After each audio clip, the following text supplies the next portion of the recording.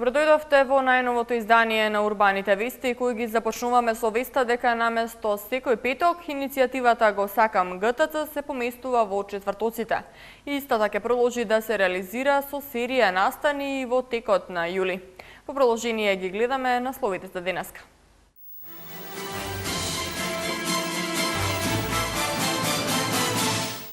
Со нова опрема ќе се уредуваат парковите во Газибаба. 12 ортопедски помагала доделени на инвалидите на трудот во Бутел. Хуманитарна помош за социјално загрозените семејства од општина Илинден.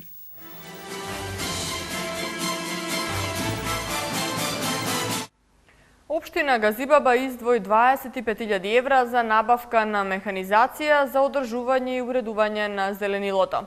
Покрај новата механизација за одржувањето на општината се грижат и 50 сезонски работници. Елизабета Дамјановска. Јавното предпријатие на општина Газибаба од денеска има помодерна механизација за одржување на парковското зеленило и расчистување на патеките, информираше градоначалникот на општината Тони Трајковски. Набавени се 2 нови возила, за што се инвестирани вкупно 25.000 евра. Од денеска јавното предпријатие на општина Газибаба е опремено со 2 нови возила, едно товарно комбинирано за носење на товар и на работници и едно тракторче кое што во летниот период од годината ќе го користиме за косење на тревата, а во зимскиот дел од годината ќе биде користено за расчистување на патеките од снег. Во континуитет се прави опремување на јавното предпријатие се со цел да биде пооперативно и поефикасно да ги извршува своите задачи. Покрај одржувањето на зеленилото, за што се ангажирани 50 сезонски работници, јавното предпријатие на општина Газибаба ја одржува и водоводната мрежа во населените места Црешево, Смилковци, Виниче и дел од Булачани. Во моментов имаме исто така ангажирано 50 на сезонски работници. Во наредниот период ќе ангажираме уште 10 нови кои што работат на цела територија на општина Газибаба. Тие сезонски работници се опремени со соодветна опрема, облека и алат за да можат да ги исполнуваат своите работни задачи.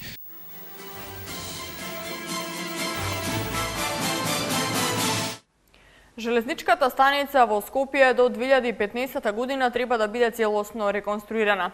Постапката за рехабилитација и надградба почна денеска со објава на тендер за избор на градежна компанија. Проектот се реализира со помош на Европската Унија со финансии во износ од 2,5 милиони евра, од кои 85% се од ИПА фондовите, а 15% од домашно финансирање. Реконструкцијата се случува по цели 33 години, односно од изградбата на железничката во 80-тите години. Тендерот трае до 3 септември, а Јанакиевски очекува изборот на градежната компанија да заврши најдоцна до јануари наредната година и да почнат градежните работи. Предвидено изградбата да трае 12 месеци, што значи дека до 2015 година треба да имаме целосно реконструирана железничка станица во Скопје. Најголем дел од инвестицијата ќе биде внатрешно уредување на железничката станица. Со изготвениот основен проект, според европски и национални стандарди, треба да се рехабилитираат приземјето, мезанинот и платформското ниво. Се планира подигање на нивото на перонската платформа, поставување 2 нови лифта, замена на скалишните краци од мезанинот до платформата со нови, реновирање на чекалните, поставување нови информативни табли. Ќе се реновираат и влезот во станицата со пристап за лица со хендикеп и тоалетите. На Бутел 12 ортопедски помагала колички за одање денеска им беа доделени на инвалидите на трудот, корисници на инвалидска пензија. Ортопедските помагала ги доделија председателката Оливера Димовска и градоначалникот Петри Латиновски, а пристигнати се како донација од хуманитарната организација Зеген. Андријана Димитриевска. Градоначалникот на општина Бутел Петри Латиновски заедно со председателката на Сдруженијето на инвалиди на трудот корисници на инвалидска пензија општина Бутел Оливера Димовска денеска доделија 12 ортопедски помагала колички за одење на оние лица кои се со отежнато одење, а се корисници на ова здружение. Донацијата е пристигната од хуманитарното здружение Зеген, кое постојано им помага на членовите на Сдруженијето на инвалиди на трудот корисници на инвалидска пензија во Бутел. Бутел. Градоначалникот Петре Латиновски на денешната средба изјави дека тој како градоначалник постојано се грижи за ова здружение и секогаш кога е потребно на било каков начин се труди да им помогне во однос на донации, организирање на прослави, дури им даде простории кои се дел од општинската зграда без никаков надомест. Инвалидите на општина Бутел доделуваме колички кои што ќе им служат, ќе им помагат на инвалидите за подобро движење, за подобро снаоѓање, така да им се олесни движењето, да им се олесни работата. Им доделивме канцеларија бесплатна, каде што да ја користат не ја користат за една година, туку им ја доделив да ја користат навистина за потребите за многу години. Се надевам дека таа соработка и во иднина ќе продолжи, се со единствена цел да им олесниме, да им овозможиме да се чувствуваат навистина како граѓани корисни на општината Бутел и на Република Македонија. Председателот на Сдруженијето на инвалиди на трудот корисници на инвалидска пензија Бутел, Оливера Димовска, на денешната средба ја искажа благодарноста до градоначалникот Латиновски за помошта која ја добиваат од него, особено за доделените простории во општинската зграда, но исто така се заблагодари на сите оние хумани организации кои се трудат да им помогнат со донациите кои ги испраќаат во Сдруженијето. Една од нив е и хуманитарната организација Зеген, која е заслужна за помошта на лицата во Бутел кои добија ортопедски помагала. Денеска 12 колички доделуваме, иначе имавме и душеци кои се уште два остана за непокретни луѓе кои стварно им е потребно. Тие веќе ги поделивме при крај сме.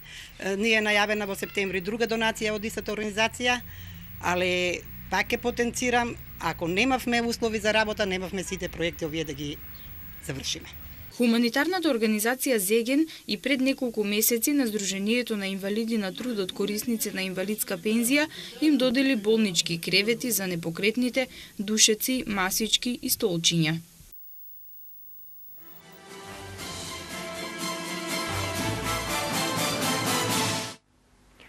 Во второто пријавување од првиот уписен рок во јавните средни училишта во 2013-2014 година на 1 и 2 јули се запишале 6499 ученици и со нив вкупниот број запишани ученици во двете пријавувања во јунскиот рок е 16999, информираше Министерството за образование и наука.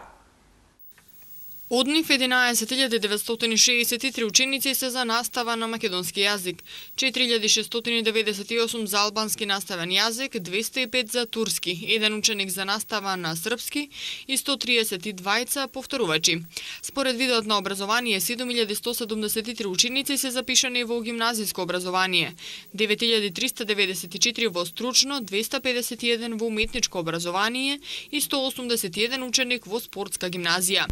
За вториот августовски уписен рок има 17794 слободни места.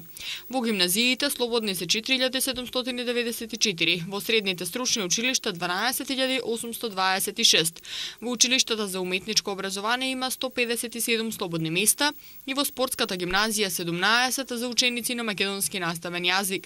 Вториот рок за пријавување и запишување ученици е на 22 август, а резултатите ќе бидат објавени наредниот ден. Во учебната 2012-2013 година 8 оделение завршија 22.900 ученици, а со конкурсот на Министерството за образование и наука за запишување ученици во 2013-2014 година се обезбедени околу 35.000 ученички места. Средното образование во Македонија е задолжително од 2008-2009 година.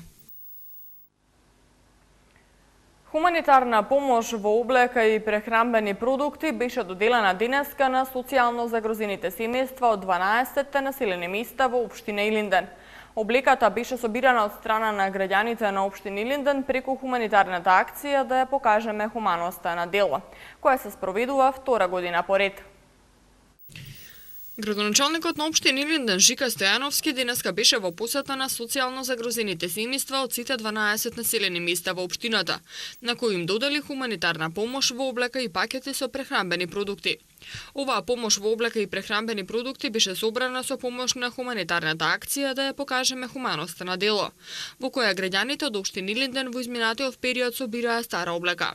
Кон оваа акција се приклучи и бизнис секторот од општината, кој својата помош ја изразија преку донација на прехранбени производи. Градоначалникот Стојановски истакна дека оваа акција ќе продолжи да се реализира и во иднина и дека на оваа категорија семејства ќе им се помогне и со вработување на членови од семејството. Целта ни е да помогнеме во давање на помош за намалување на екстремната сиромаштија и ублажување на сиромаштијата. Активностите исто така се насочени во 3 дела покрај директната поддршка, исто така и во обезбедување на работа, односно ангажираност во јавниот сектор.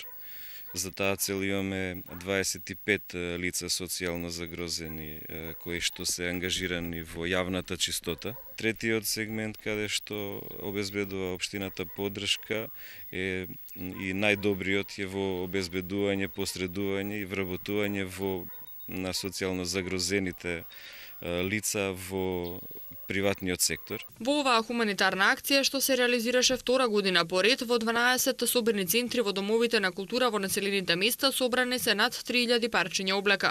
Паралелно со собирањето на облеката, истата беше сортирана и соодветно спакувана.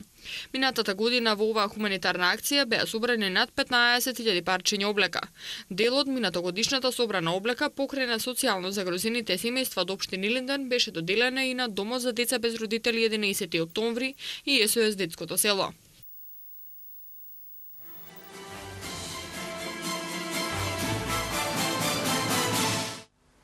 Градот Скопје ги известува граѓаните дека третиот наврат на аеросолната авионска дезинсекција против кумарци ќе се изврши во деновите од предстојниот викенд, односно на 6 и 7 јули во период од 5:30 до 8 часот.